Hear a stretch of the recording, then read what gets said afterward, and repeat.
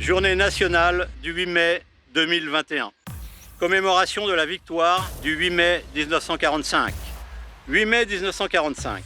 Par deux fois, l'Allemagne a signé sa capitulation sans condition. Pour l'Europe, la délivrance est là. La guerre est finie. Enfin, après tant de souffrances et de désolation, après tant d'espérances et de luttes acharnées. Même les épreuves les plus douloureuses ont une fin. Même les tempêtes les plus dévastatrices s'achèvent. Une joie bouleversée emplit les cœurs. Les drapeaux ornent les fenêtres. Les embrassades se noient dans la liesse populaire. Derrière les larmes de joie, celle de la peine affleure. Personne n'oublie les villes ruinées, les vies dévastées. Personne n'oublie que l'humanité a payé le plus lourd tribut de son histoire. Notre monde en fut à jamais changé. La Seconde Guerre mondiale est une rupture pour notre civilisation qui se sait encore davantage fragile et mortelle.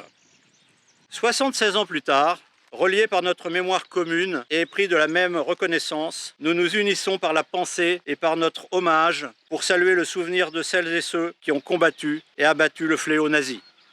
Pour notre pays, rien ne fut simple. Ce combat prit de nombreux visages et la victoire mille chemins. Malgré les ardents soldats de Montcornet, d'Abbeville, des Alpes, de Saumur et tous ceux de Charente, l'ombre de l'occupation, de la division, puis de la collaboration a jeté son voile obscur sur la France. Il y a 80 ans, en 1941, les flambeaux de la résistance brillaient déjà. Le flot du refus et de l'espérance montait, tandis que la répression forgeait son funeste souvenir à Châteaubriand, au camp de Souges ou au Mont-Valérien.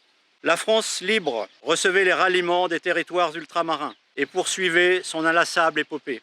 Dans les sables de Coufra, elle noua un pacte avec la guerre et par la voix du colonel Leclerc, regardait déjà vers Strasbourg.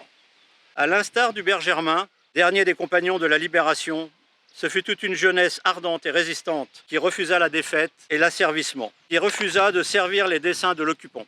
Tous, ils ont permis à la France de s'asseoir à la table des vainqueurs. Cela fut rendu possible par le combat acharné des armées françaises et des armées alliées, par les forces françaises libres qui jamais ne cessèrent la lutte, par le dévouement des résistants de l'intérieur, par chaque Française et Français qui a refusé l'abaissement de la France et la négation de ses valeurs. Notre gratitude demeure indéfectible. Entendons les mots de Malraux. Un monde sans espoir est irrespirable.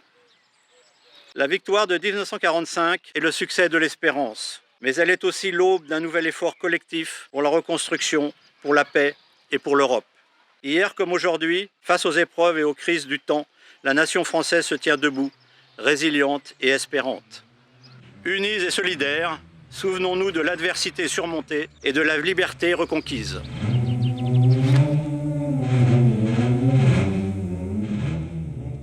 Message du comité directeur départemental du Loir-et-Cher.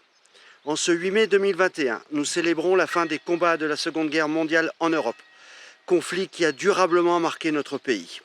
Cette guerre qui a duré 6 ans a causé la mort de plus de 40 millions de personnes, civiles et militaires, généré beaucoup de souffrances, entraîné de nombreuses destructions, provoqué trahison, massacres, persécutions, déplacements de population et a profondément bouleversé la vie des Français. Dans l'adversité, le peuple français, en métropole et dans les différentes parties de l'empire colonial français, toutes origines et convictions politiques confondues, a su rester fidèle aux valeurs de la République. Liberté, égalité, fraternité. Il s'est engagé dans les unités combattantes, sur tous les théâtres d'opération ou dans les mouvements de résistance intérieure, face à un ennemi sans pitié. Le retour à la paix ce 8 mai 1945 a été pour la France le point de départ vers une nouvelle ère, marqué par l'effort de reconstruction de notre pays, le début de la construction de l'Europe et l'amorce de la décolonisation de son empire, avec son lot inévitable de succès, de drames, de rancœurs. Nous n'avons pas à rougir d'être français, soyons fiers de notre passé, ayons une lecture réaliste, assumée, décomplexée et constructive de l'histoire de notre pays.